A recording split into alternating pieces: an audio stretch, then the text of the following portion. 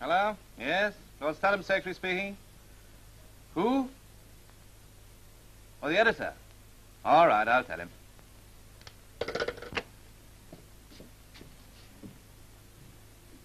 Hello, Guy. Hello, Peggy. Busy? Working on your father's dinner party. You think it was a court ball from all the trouble he's taking about it? I thought he was in here with you. He was. He went out. In a bad temper with you, too.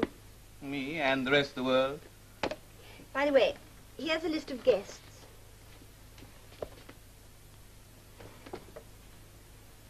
Guy, if we keep it up much longer, I shall burst. I'm too proud of having you for a husband. Your father won't feel that way about it. He's got very definite ideas about the duties of a private secretary. Marrying me isn't one of them. That's what you say, but not quite in those words. He's a beast. The only thing he cares for is his newspapers. Not because they're something he created, but because of the power they give him. Let's change the subject. All right. Change it again? All right. Well, I'm going shopping. You'll be in to lunch? Gerard, 35545. Yes, I suppose so. So will I, then. Cocktails at 1 o'clock, Mr. Kenyon. This is Lord Studham's secretary. Very good, madam. I want to make some changes in those invitations. Let's hope Father lunches at his club. I thought you were going out. That's it. I'm on my way. The front door is through the hall, not through my study. And Her Serene Highness, not Her Royal Highness. All right. More changes? Yes, It'd be more practical to change the printer. he's the one you've always employed? That's why he's grown careless. Change him. What about that list? Very well. Here it is. Peggy, Yes? what about your little friend? Joan Holland. Yes, is she coming? Yes. Good. Perhaps she can stay with you for a few days. She can help you with the preparations. Well, everything's in hand. It's only a small party, after all, Father. But a very important one for me, my dear. Very well. I'll ask her to stay if you like. But really, she wouldn't. Why make all this discussion? It's just as you please. Very well. I'll ask her to stay. Good, thanks. You see, Peggy, this party may be very important to me politically. The princess apparently resents my articles against the Korsovian loan. However, the old girl must be conciliated. Now, what about this list? Well, there's Heredicon, Baron Chiach. I suppose he ought to be invited. I suppose so. Sir John Holland. Oh? Why? You can't ask Joan without her father. And the princess will be very impressed to find you know the Commissioner of Police socially. Oh, thanks. Who else? Adrian Chilliot and his wife. Must we have those awful people? Well, what's wrong with them? They're always quarreling with each other. He's the most affected person I've ever seen. Oh, he amuses me. Besides, 2 of his books have been banned already. Makes him a celebrity. A third-rate one, good enough for the princess. And Howard Vernon. Vernon? Won't he do? We need an odd man. He's attractive. Cross him Talks off. well. We'll ask the general. He'll do. But why should Grandfather be any better than... Because he's as big a bore as the princess. That's why. And I don't want Vernon invited.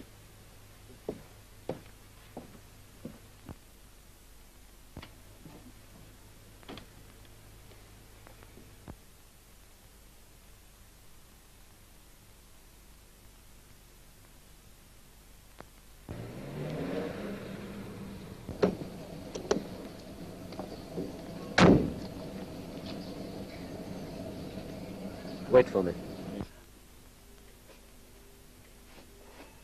Another grey one, Miles. Dear, dear, dear, dear. I wish I could get rid of them as easy as that. Well, you better go and attend to your other lodgers. You're not my manservant now, you know. No, sir. I only wish I were, sir.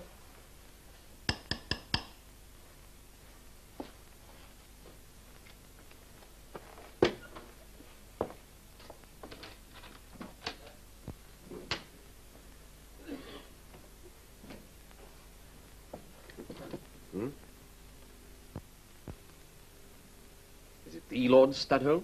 The big newspaper proprietor. I recognized him directly I saw him. Well, you better show him in, Miles. Yes, sir.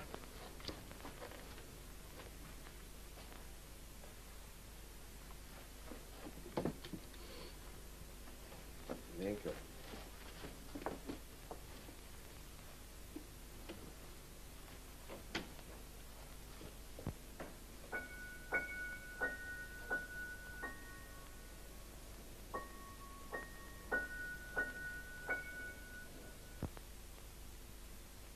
Mr. Vernon? Lord Studholme, sit down, would you? Thank you.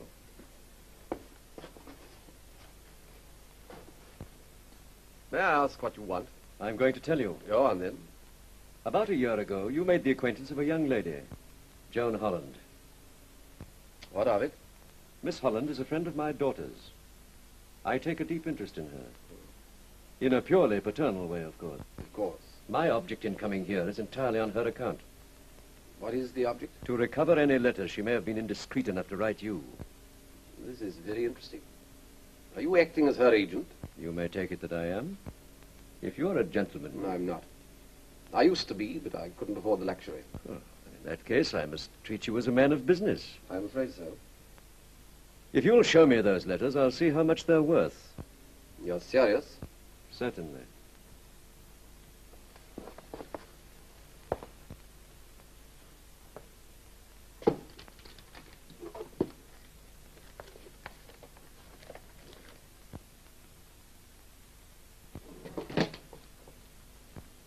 Here we are.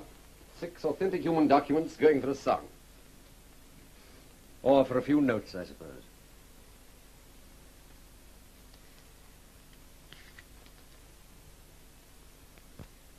I suppose your wife has not seen these? You know, that's not a very intelligent question. But in the young lady's interests, it's vital it should be answered. Then you may take it that she has not seen them. How much? Would fourpence be too much? £100. 200 and you can have the lot. You're quite sure these are the lot? Oh, I suppose so. Because if you should find some others later, I might become very unpleasant.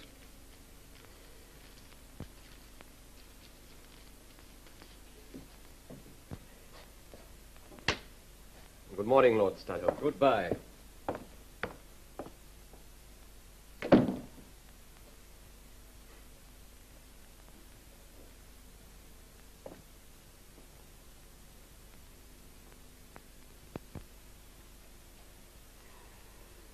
I'm afraid poverty's brought you pretty low, my son. Still, 200 quid.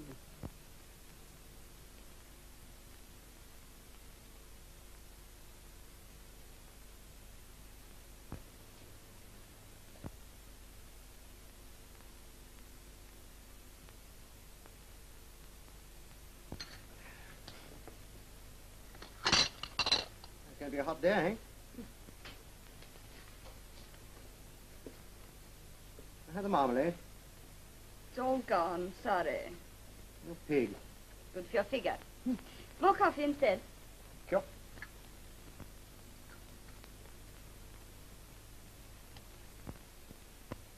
You'll be late at the yard, Mr. Commissioner. I know. Ramage will be waiting for me in my office, looking reproachful over a pile of correspondence. I've never met him, have I? Oh, you will one of these days. He's a good man. Absolutely no sense of humor. Invaluable in our job. You must make a rotten policeman, Daddy. No cheek, young woman. Otherwise, I'll have you run in. On what charge? Murder. Of the King's English. I shall produce that postcard you sent me from Devonshire as evidence. When are you going to meet Peggy? For lunch.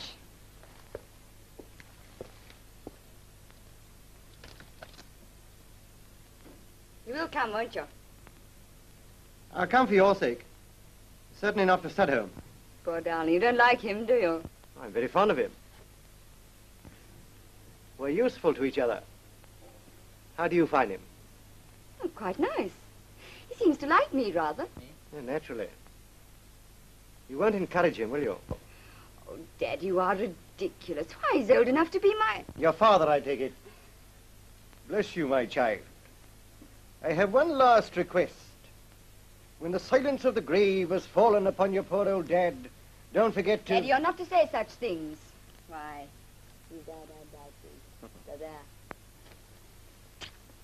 Salam.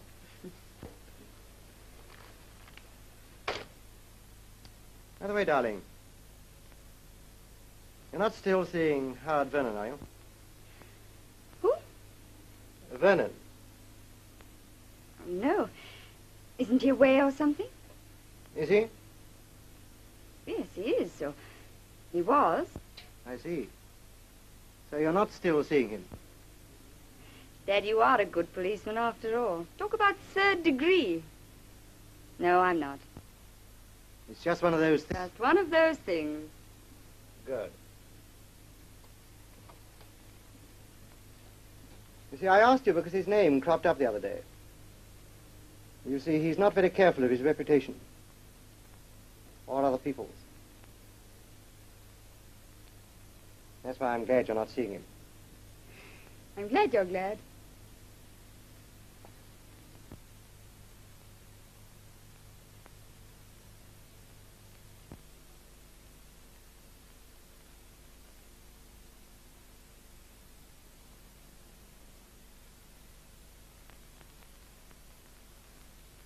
Anna. Anna. Yes, darling? Your pad and pencil, quickly. Quickly before I lose the inspiration. Oh, yes, darling. The scent of the room drifted slowly upwards as she gave him a pear-shaped look. Significant, vital almond blossom falling on guitar strings in small Italian towns came to his mind as he bent. What was that? Sordid, time-shattering comes tap, tap, tap, tap, a knocking on the door. Must you come thundering on the door when I'm trying to work, Mary? I'm ready to go on, darling. It's no use now. The inspiration's gone. What's this? Some new press cuttings? Yes, darling. I stuck them in the book this afternoon. The name of Adrian Chidgett, author of Leprous Souls, was new to me, and therefore it was with some surprise that I discovered that he is responsible for a baker's dozen of similar masterpieces. Mr. Chidgett has talent. But thank heaven, there is no compulsion for any sane person to read such drivel. It's always the same. Vicious attacks in all Studholme's papers. Darling, that's only the reviewer. I'm certain that Lord Studholme knew nothing about it, or else he... Or else he wouldn't invite us to his parties, I suppose. That's where you're wrong. That man's malicious. He only asked us so as to make a fool of me before his guests. But this time he'll be disappointed. I won't go. That's right, dear. I wouldn't go if I were you. And since when have I taken to asking your advice? I will go. But only to please the princess. She'd be bitterly disappointed if I didn't.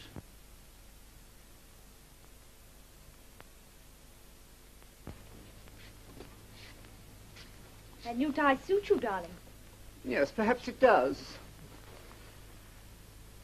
You know, I don't think Studholme himself is so much to blame for those notices as that creature of his, Guy Kenyon. Mr. Kenyon?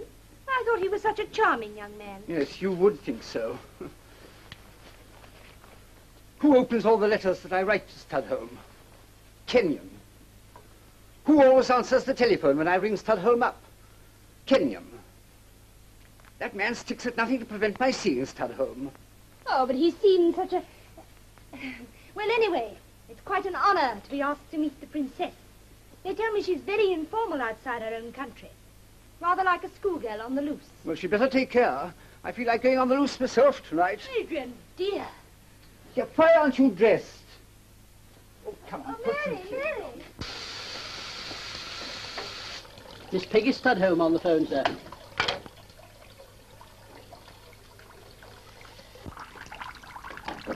Hello, Peggy, my dear. Oh, you must excuse me. I mean my bath. Sorry.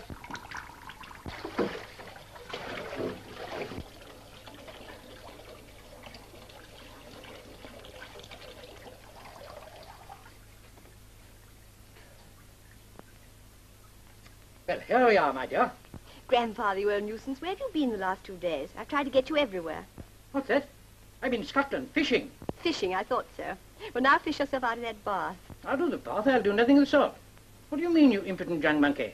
What for? Because you're dining here tonight. So get into your clothes and be here as quick as you can. Dining? Who? Where? Listen, Peggy, you can't be serious. Of course I'm serious. But look here, it can't be so important as all that. Is it anybody special coming? If you'd read your letters, you'd see. It's to meet the Princess Amelia of Korsova. Amelia of Korsova? I never heard of her. Are you sure? That's what I said. Princess Amelia. White tie and looks slippy. Look, Slippy, what the devil do you mean? Look here! Oh, operator! Hang it! Where are you?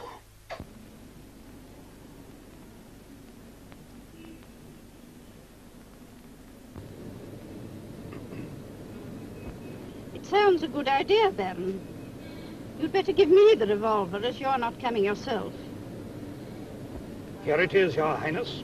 Are you absolutely certain that Lord Stadholm is opposing our loan because he wants the oil concessions himself? Certain, Your Highness. I have the reports from B-24, who has been working for me in Fleet Street for the last 6 months. Also, the information of the Secretary of... Yes. These details make my head ache. So long as there is no doubt. Naturally. Stadholm has no idea Your Highness knows. That is our greatest asset. Kornilov says... Yes, of course. The whole thing is rather overwhelming. But don't be afraid, Baron. I shall know what to do.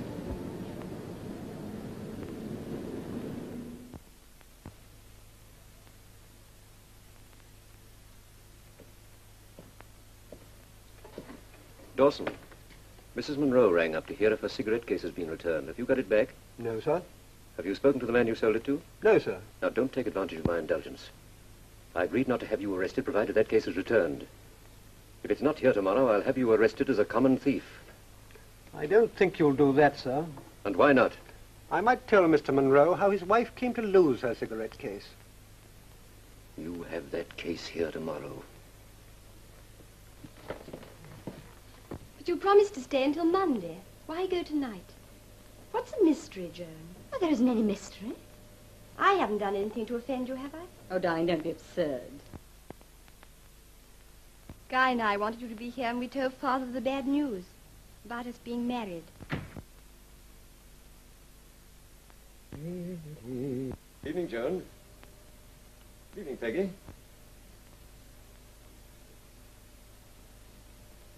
I've just telephoned my father. He asked me to apologize for him. He's very busy and won't be able to come in time for dinner. Oh, I'm sorry. I expect the Pulitzer case is keeping him. He said he'd drop in later.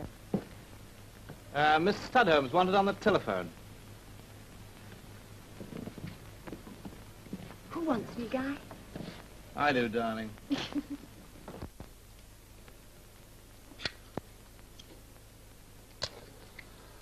Oh, how angry we are. I suppose you want to apologize for what happened this afternoon. Would it be accepted? No. Dear, dear, I am having a bad time. No worse than you deserve. I really believe you were shocked. I was disgusted. I'd heard that some old men were like that, but I didn't believe it. Old? How unkind. My father's taking me back with him tonight. I must try and persuade you to change your mind. Did you tell your father why you were running away in such a hurry? No. Lucky for you, I didn't. He wouldn't approve of his little girl having secret attachments, eh? Secret attachments? For you? Possibly not for me. But for an attractive fellow like Howard Vernon, How do you know about that? Does it matter anyone knowing? Not in the least. When will young women realize it's dangerous to write passionate love letters to married men? How did you get those? The poor fellow was hard up, I don't believe it. but yet here they are. Oh, no. I'm relying on these letters to succeed where my natural charm has failed. You swine. Well, after all, wouldn't it be better to be a little kind than upset the domestic apple cart? I suppose you mean to show them to my father if I refuse? Well, it was in my mind. Then do it. Go on, do it. Give them to him when he comes here tonight. Oh, so that's it. He believes in you, does he? Well, then we won't waste time on him. But supposing Mrs. Vernon hasn't the same touching belief in her husband. I don't see what that has to do with it. Supposing I give these letters to Mrs. Vernon and arrange that she divorces her notorious husband, naming you as correspondent. It would be a nasty scandal. Your name dragged in the gutters. Think what a splash my papers would make of it. Even you wouldn't do that. It would be your own choice if I do, Joan. I would much prefer to give you the letters tonight. I shan't be here tonight. I think you will, Joan. No, Tell your father that you mean to stay. That's very sensible, Joan. Give me those letters. Later. And by the way, virtue is sometimes apt to cheat. I've taken the key of your bedroom as a precaution.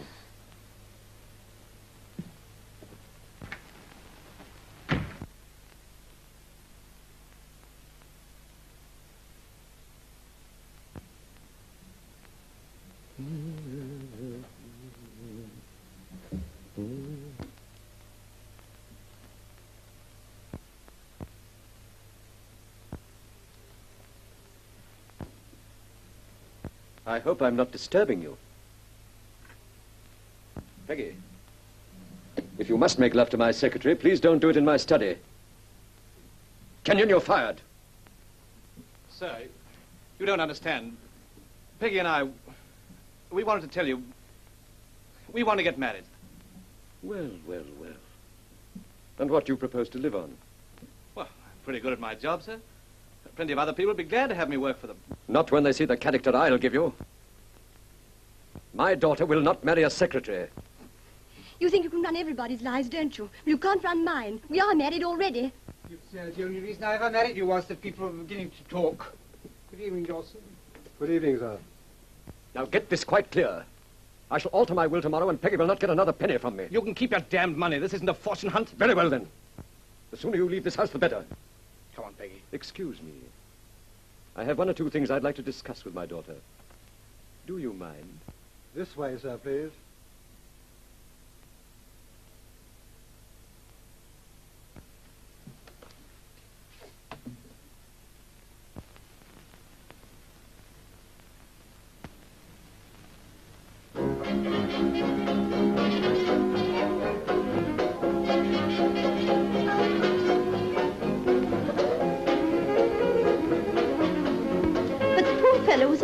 Shot and bombed me completely, nearly shattering a horrible stained glass window in the palace which I'd longed to break for years. Oh, 3 lamps, please. That must have been very startling, ma'am. Oh, no, oh dear, no. Just a little cream. A week or so against are used to being assaulted. Our people are dears, you know, but so impulsive. Anyway, the shock completely cured the king's hiccups, which was naturally a great relief to us all. How very remarkable, ma'am.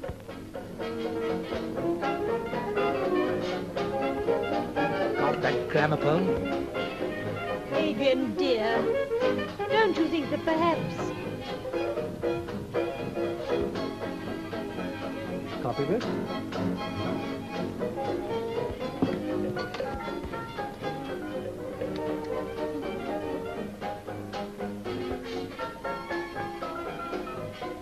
Peggy, my dear, your guests don't look very lively. Amuse them. Kenyon will help you. These dance tunes want louder needles if one's to taste real suffering. What would you like to do, Princess? Bridge? Father, the princess wants to play a game. It would be a great treat if we might, Lord Studholme. I get no chance to play after-dinner games in my country. They all eat too much. At one time, the young noblemen used to amuse themselves by lifting each other on the ends of billiard cues. But one night, the Grand Duke slipped and broke his cue. The poor Grand Duchess was upset. What game do you want to play, Princess? Well, I only played it once. I escaped from the Countess, my chaperone, you know, and went to a delightful party in Chelsea with an American. He said I was red-hot stuff. Oh, yeah. One of the games we played was this one. It's called Murder. Can you murder anyone you like, ma'am? Oh, no, General, it's most exciting. We draw lots for who shall be the murderer and who the detective. The murderer must on no account give himself away. He secretly decides who shall be his victim, creeps upon him in the dark, murders him, and then gets as far away as he can before the lights go up. Then the detective has to discover the body and track down the murderer. How exciting.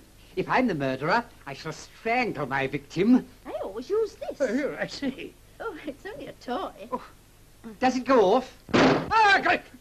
How devastating. Let's start at once. Go on, get me some paper. Oh, Studholme, we shall want Dawson. Certainly. There you are. Adrian, you mustn't excite yourself so. Remember what Dr. Coombs said. Oh, I'm sick of doctors. Nasty, prying creatures. Let me see. How many other of us? 8. Detective.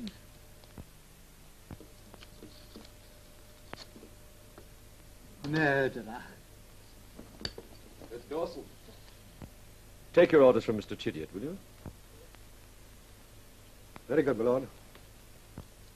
Oh, Dawson, I want you to go down to where the main switch is. Yes, sir. And then, let me see. I'll strike the gong. You ought to hear that, oughtn't you? Should do, sir. Well, when you do, turn out all the lights in the house. And then after, let us see, about 10 minutes, you turn them all up again. Get the idea? Yes, sir. Is that all, sir? Yes, that's all. Does that mean we play this infernal game in the dark, ma'am? All the nicest games are played in the dark, General.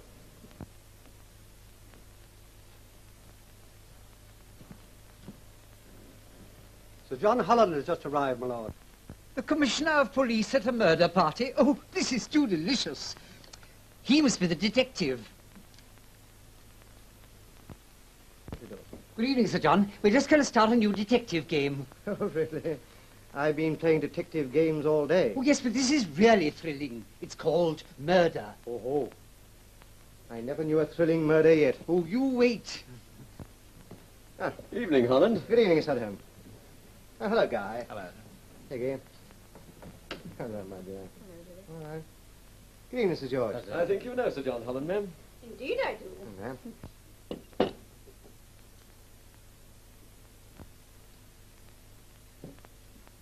Now we draw.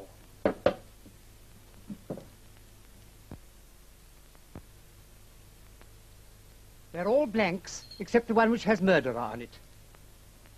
No one must give away what he draws, otherwise we shall know who the murderer is. The murderer picks his own victim, and the rest of us dash about trying to spot clues. Never drew a horse in my life. You mustn't say that, you darling old idiot. April. Oh, sorry. How do you know it wasn't finesse? Aha. Oh, no. You're the detective. When the lights go up, it will be your duty to investigate the crime. Yes, come on. Now, Kenyon. And the last one is mine. And now for the gong.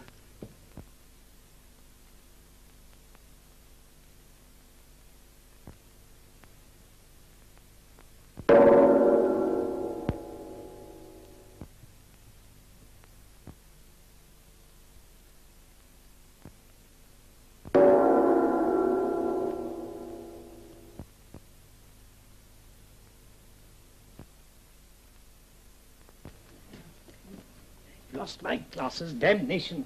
I beg your pardon, ma'am. Not at all, General. Most annoying. Don't touch me. It's me, darling. I'm so sorry, Dad. Who did you think it was?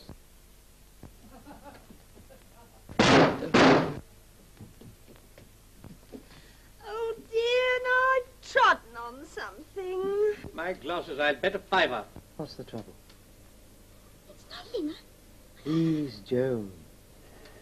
Don't you trust me? We're friends, aren't we? Studham. Daddy, you remember Howard Vernon? Yes, I remember.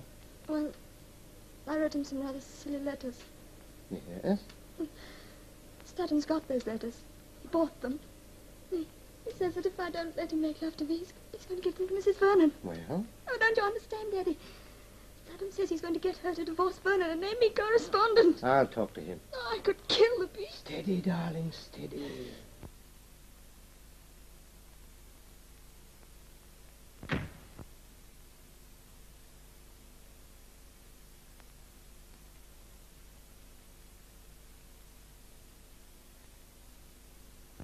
Who's that? I've come to have a little talk with you, Lord Studholme. It's quite simple. You don't like my books, dear, powerful Lord Studholme. You've ruined my career. Every word I've written for the last 2 years has been abused and ridiculed by your critics under your orders. Talk sense, Chidiock, even if you can't write it. You've eliminated me, dear, powerful, blasted Lord Studholme. And now, don't laugh, I'm going to eliminate you. This murder game doesn't amuse me, Chidiot. It isn't a game. I'm in earnest. Terribly. Get out. Perfect. You were properly fooled that time, Studholme. You actually believed that I meant it. Oh, it's that toy of the princess's. Damn fool. Get out.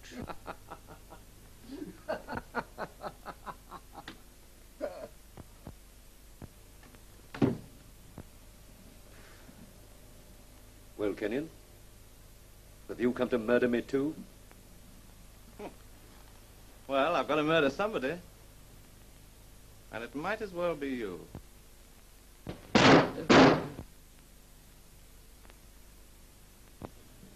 Oh, damnation! I beg your pardon, ma'am. Lost my glasses. Blind as a bat. Never could see in the dark anyway. How funny now, General. I could always see in the dark. Colonel Bratsey, my husband's equerry, always used to say that I could see better in the dark than any woman he'd ever known. And he had a very wide acquaintance. Guy? Yes. Where were you? I've been looking for you. What's the matter?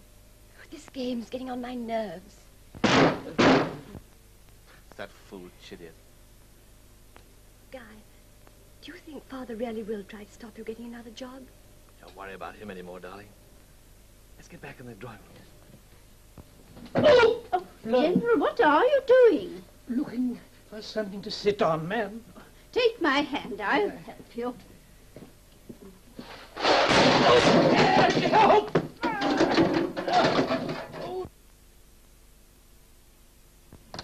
Come on, everyone. We must find the victim. Don't forget to look for clues, everybody.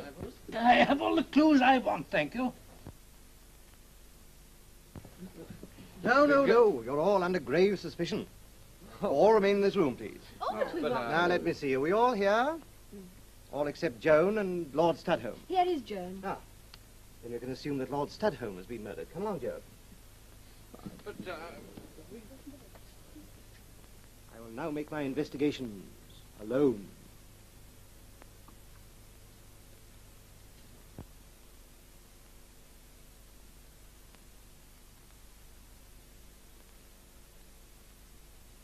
General, you old rascal. I believe you did the murder and then set in the fire as an alibi. Young man, if I had done the murder, I wouldn't have chosen Studholme.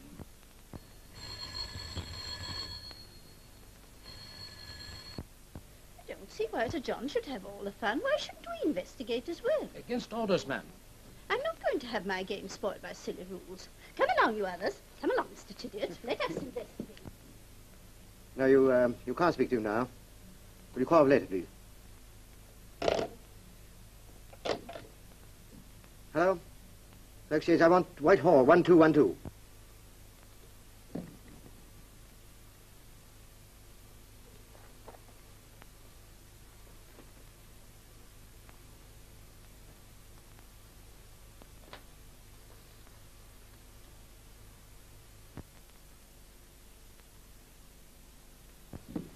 Hello?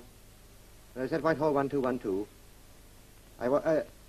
Sir John Holland speaking. Will you put me through to Inspector Ramage, please? I found him. Here he is. Ramage, I want you to come at once to 44 Grosvenor Square. Bring a doctor with you. Lord Studholme has killed himself. Oh, dear. That's rather spoiled the game, hasn't it?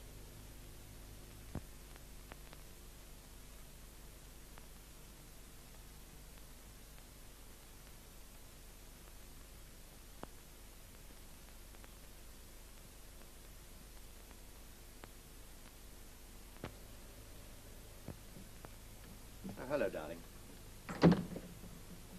I'm terribly sorry to have to keep you here. Inspector Ramage is in the study now. Yes, but surely, Daddy, you could let us go. I'm afraid not, my dear. I'm in the same boat as you are. Ramage is in charge. No use pretending anyone's broken-hearted. Man is a rotter. Always has been. But why should the poor man shoot himself? That's what seems so odd to me. Suddenly realized the sort of cad he was, perhaps. Oh, God. Why can't I feel sorry? Don't, darling. Don't cry. He did. We're married. Well, I'm blowed. You sure it was 9:45 when you turned the lights on again? About that, sir. Very well, that'll do. Well, Ramage? Now, what do you make of it? Clear case of suicide, Sir John. Dr. Weatherly's making his examination now. He'll be through in a minute. I see. I suppose they can't go until he's finished. I'm afraid not, sir. Look here, Ramage, we must keep Her Highness's name out of this. Oh, I think that can be managed, sir. Like a drink, Inspector? Oh, thank you, sir. Sit down, won't you? By the way, sir, is there anyone here likely to be able to identify the gun? I can. It was his own. Yes, Mr. Kenyon was Lord Studholme's secretary. Oh, so you'd seen the revolver before, sir? Oh, yes, he kept it in the drawer of his desk. So many of these big financiers live on the edge of this kind of thing. Overshot the mark, I expect. Other people's money. Cowards way out. Oh, sorry, Peggy, my dear. You're wrong, Grandfather. He was worth over $1 million. $1 million? No man ought to have as much money as that. Oh, the power he had. Isn't the doctor a very long time? He won't be long now, Miss Holland. Oh, yes. All right. Oh, good evening, Sir John. Oh, good evening, Doctor. I'd like to see you for a moment, Ramage.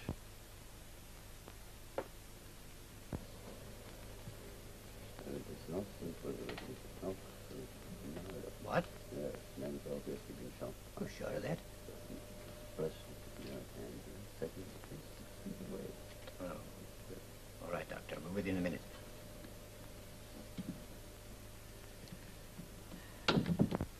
Sir John, this is not quite so straightforward as we thought. We'd better have the servants up here. Oh, very well, Ramage. Guy, do you mind? What's the trouble?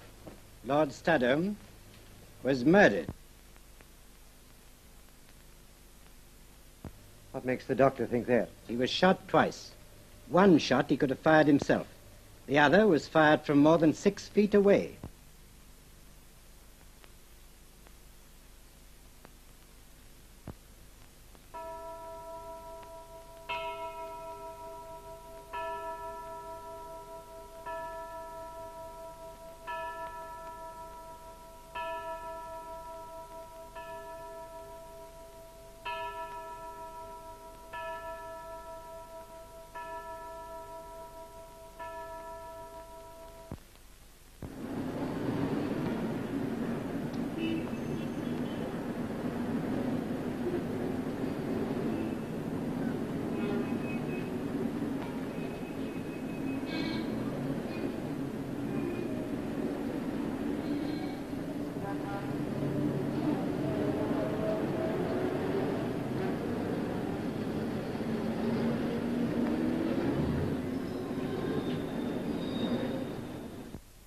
And so, ma'am, I informed your secretary, Baron Tiach, that you were in bed with a chill and had been obliged to cancel your social engagements for the last 3 days, including Lord Studholme's dinner. Surely, Sir John, that's enough to try the patience of a saint. But you wouldn't wish to be mixed up in this affair, ma'am. Why not? One ought to be prepared to bear one's burdens, if any. Up to now, I've never had a burden.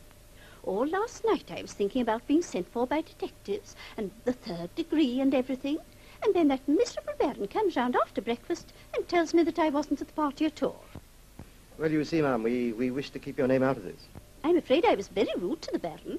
How do you know I didn't shoot the man myself, I said.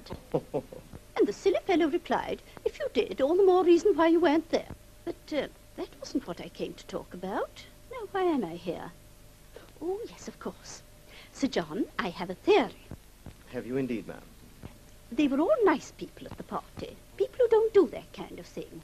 After all, one can't eat a man's dinner and then shoot him afterwards. That kind of thing isn't done, especially shooting him twice. No, Lord Studholme must have killed himself. But, ma'am, the doctors have agreed that one of the shots was fired from some distance away. Well, it's perfectly simple. He fired the bullet into his head, threw the pistol away convulsively, causing it to go off and hit him in the ribs. But the pistol was found lying by his hand. Oh, then it must have been the other way round. He must have thrown the pistol away, been hit, and then fetched it and put himself out of his agony. Yes, now I come to think of it, I'm sure that's what he must have done. But, Ma'am, do you think people do that sort of thing? Much? No, only once. That's settled then. Goodbye, Sir John. Bye, ma'am. Now, Mrs. Kenyon, I understand you were married secretly, without your father's consent. Yes. Did you tell your father you were married before he died? Yes. When? Last night. Last night? Oh. How did your father receive the news? He was furious with me. That's not an answer to my question, Mrs. Kenyon. What did he actually say? Oh, something silly about cutting me off without a penny. Sorry, may I number 3, will you? Yes, sir. Hello. Give me a copy of the notes. Carry on, Mr. Flemish. You've no money of your own, No, but you'll inherit all your father's money. I don't know anything about that. Mr. Kenyon, you're aware that Lord Studham kept a revolver in the drawer of his desk. Yes. No doubt as his secretary, you had access to that desk. No. No? No. How did you know the revolver was there? I must have seen it somewhere, I suppose. When Lord Studholme himself had opened the drawer, I suppose. Yes. Why were you in the study when the lights were out? Oh, I was the murderer. Yes, yes, I told you all about that game, Ramage. We drew lots. Is it necessary to go over all that again? Very good, sir. You needn't take down Sir John's remarks. Oh, no, sir. Oi, come back here. Out of my way, man. I have important news for the Commissioner. You can't go in there. Flat-footed oaf. All right, Sergeant. Oh, Holland. What do you want? Are you aware that I'm being victimized outrageously at the hands of your minions? What's the trouble? Holland, I'm being watched. Oh, really? As a creative artist, you ought to be used to that. I've never numbered policemen among my fans. Imagine yourself trying to write a vignette with an appalling person leaning against the railings outside your window. It's very unfortunate. I'm afraid it can't be helped. Can't be helped. Have you no authority? I have no authority to treat one man differently from another. Technically, we're all under suspicion. I suppose you're having yourself watched, then. I have other witnesses to see, sir. All right, man, I'm just going. Well, I've made my complaint. If my work suffers, I shall put in a claim.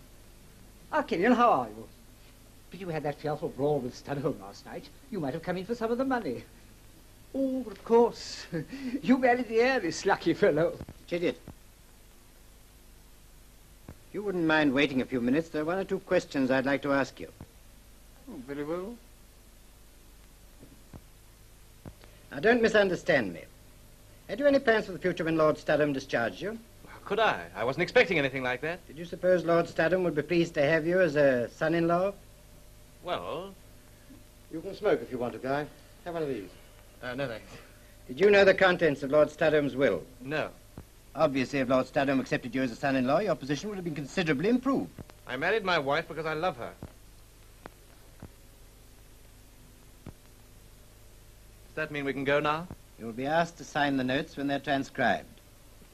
Thank you, Mrs. Kenyon. General Sir George Piddinghoe to see you, Sir John. Take him to my room. I'm coming straight up. Very well, sir. I'll see Chidiock now, sir. I don't envy you.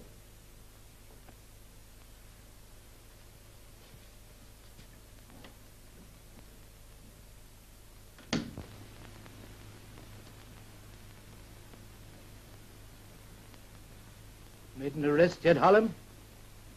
No. Good. Never know with you fellows what damn silly mistakes you will make. A lot of decent men and women under suspicion, eh? I'm afraid I can't discuss it, General. What's to be damned? I want you to listen to me. Well? You think you know who did it, don't you? Do you? Yes. Worst of you fellows is, you're all silly asses.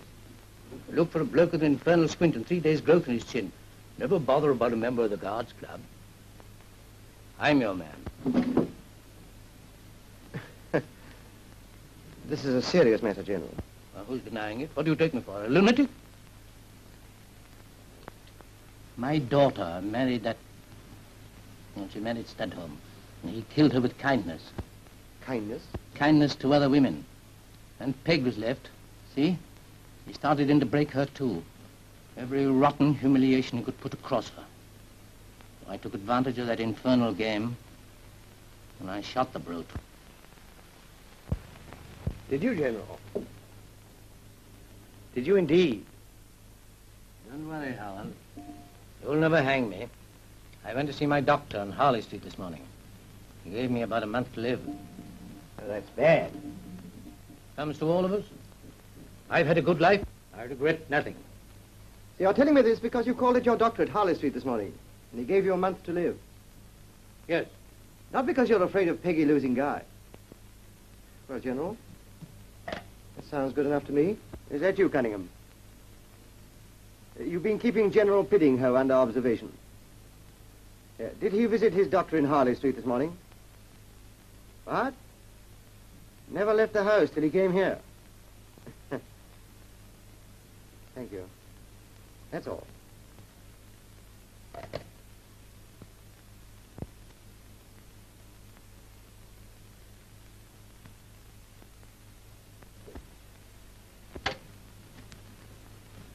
Damned incompetence.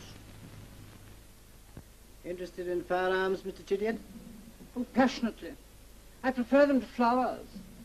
What was the idea of firing that pistol all over the place? Well, that was to create atmosphere. People were terrified. Were you going to the study by any chance? Heaven knows where I went. The whole place was plunged in inspissated gloom. What gloom, sir? Inspissated. I-N-S. Put down, it was very dark. Very good, sir. Now tell me all about this quarrel between Studholme and Kenyon. I'm afraid I don't know very much about it, Inspector. When I arrived, Studholme and Kenyon were brawling in the study. But wasn't it his daughter he was quarrelling with? No, Kenyon. What did they say? It had a strong flavour of the novelette. I don't remember their exact words, but the gist of it was, "Go, take my daughter. You married her for my fortune, but that you shall never have. Henceforth she is no child of mine. Tomorrow I shall disinherit her." Thank you, Mr. Chidiock. That'll be all for the moment.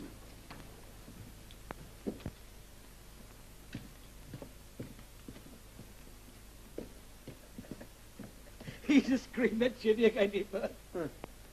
How he ever got off the flypaper beats me. Your Jod has just arrived, sir. I thought you might feel more at home if I questioned her here. Thank you, Ramage. Well, so the case against Kenyon's plain enough? I don't know. You may find it hard to prove. Well, but look at the facts, sir. Here's a young fellow secretly married to a girl whose father's worth $1 million. Father gets to hear of the marriage, is furious. Wants to cut the daughter right out of the will. Before he can alter his will, what happens? He's murdered. Yes, but there's no evidence that Kenyon could have known about the will. No, Ramage is not good enough. Look here, sir, may I speak quite frankly? All right, go ahead. We recognize you at the Yard, sir, as a fair-minded gentleman. But in this case, I beg your pardon, it beats me what you're trying to get at. Looks as if you didn't want a conviction at all. I don't intend to blunder into a wrong one. Look here, Sir John. Am I to arrest Kenyon? Good morning, Mr. Ramage.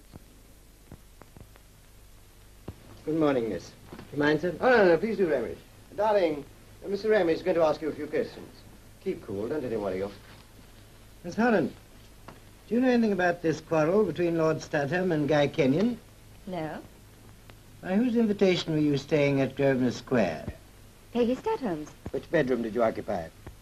The large room on the 3rd floor, overlooking the square. Why was the key of that room found on Lord Studholme? Well, I don't know what... What do you mean? The key of your bedroom was found in Lord Studholme's pocket. Can you tell me why? I'm afraid I can't. He must have had designs on me or something. Ramage, about Kenyon, I've been thinking things over. You can arrest him.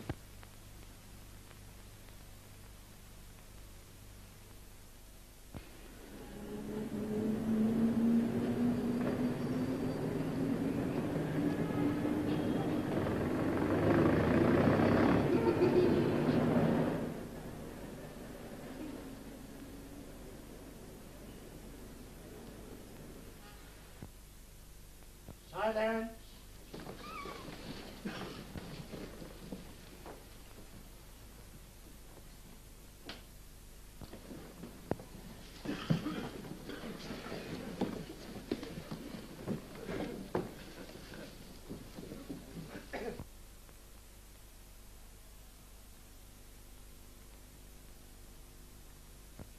Please, Mr. Chidiock, I'm not asking your opinion. Did you or did you not hear Kenyon say to Lord Studholme, I've come to murder you? I have the greatest dislike for being scolded and glowered at. Even if the man is cross or upset, I see no reason why he should work off his rancor on me. You may take it, Mr. Chidiock. If there were anything irregular, I would have commented upon it. Oh, very well. To tell the truth, my lord, I thought you were asleep. Silence. I find nothing amusing in the witness's remarks. I shall seriously consider having the state of his mind inquired into. Answer the question. Yes. Kenyon said, I've come to murder you. And the reason you didn't break into the study of these words was because you thought it was part of the game. Yes. Thank you. Poor Kenyon. I'm too sorry for you. Do not address the prisoner. It is most improper. I vouch your ruling, my lord, but even in court I fail to see how sympathy can be improper. Be silent. Attend to counsel for the defense. I believe I'm right in saying that you told my learned friend that you've been firing blank cartridges all over the house to create atmosphere. Yes. Then you were the only person in the house who was able to distinguish between your toy pistol shots and the actual revolver shots. Yes, I suppose so. Then you must know when the 2 bullets which killed Lord Studholme were fired. What do you mean? I'm trying to establish the exact time when Lord Studholme was killed. How can you expect me to remember these details with all these people watching me? Let me put it another way. At some time, while the lights were out, you must have heard the report of 2 revolver shots, which you did not fire yourself. Yes, I believe I did. Then will you please try to fix approximately how long before the lights were turned on those 2 shots were fired? 3 minutes before the lights went up. Then you must have wondered what those shots were. Wonder? My dear man, I'm always wondering. I wonder why I'm here. I wonder why you're asking me so many questions. I wonder why any of us are here. I wonder... That'll do, Mr. Chidiock. Thank you.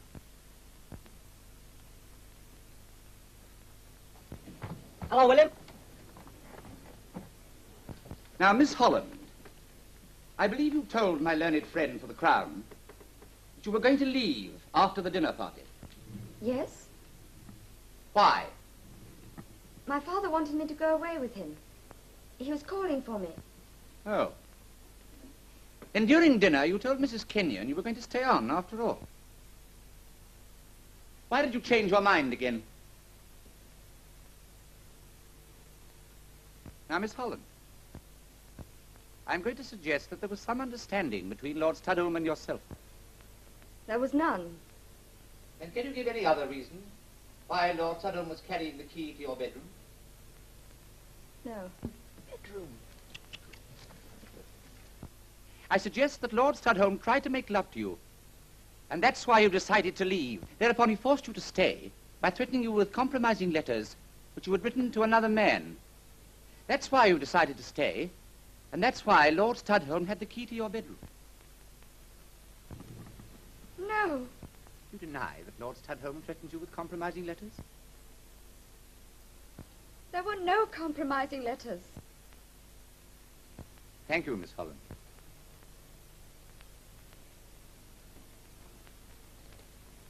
Say, what's he driving at? Maybe the girl killed him. Of course. Amaya Schlemiel. He's going to prove she had a motive.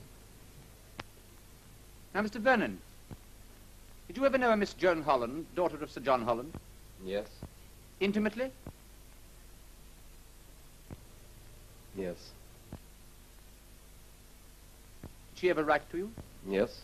Love letters? Yes. A most improper remark. I'm sorry, my lord. Where are those letters? A month ago, Lord Studholme came to me and told me he was acting as Miss Holland's agent. He wanted to buy those letters. You sold them to him? Yes. Do you know where those letters are now?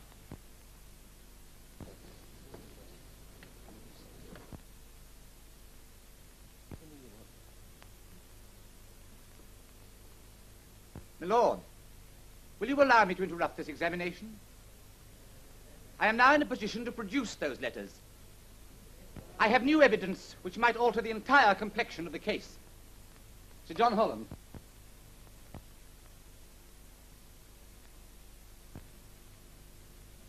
You may stand down.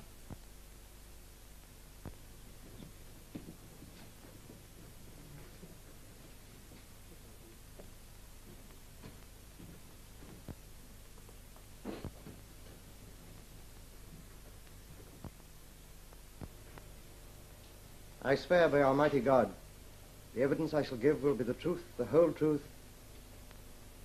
and nothing but the truth. If your lordship pleases, I shall not examine Sir John, but ask him to tell his story in his own way. It was quite dark, so that when I laid my hand on my daughter's shoulder, she thought I was Studholme and cried out. I saw that she was in a very nervous state, and I asked her what had happened. At first she refused to tell me, but at last I persuaded her. She told me that Studholme had bought these letters from Vernon and was using them to force his attentions upon her. Just before the lights went up, I made my way into the study by the other door. Kenyon could only just have left. I told Studholme exactly what I thought of him. I was going to give him the thrashing of his life. But before I could get hold of him, he'd drawn a revolver on me. I knocked his arm down, there was a struggle. Suddenly the gun went... I hate liars. Holland, you're a filthy liar. Don't touch me, or I'll shoot you. I should hate to hurt anybody. Now, Holland, tell them that you're lying. You never went near the study. He's trying to spoil my whole plan by lying. He may have wanted to kill Studholme, but he wasn't clever enough. I was. That's very interesting, Mr. Chidget. May I ask why you killed Lord Studholme? I had to. I'm a creative artist. He was killing my work. I'm sure you'll understand. So when Kenyon had gone, I crept in, grabbed the revolver, and shot him. I hoped that he would be hanged. That was part of the plan. He was just as bad as Studholme. And then this meddling scoundrel comes along with his pack of lies, and you all believed him. I loathe liars.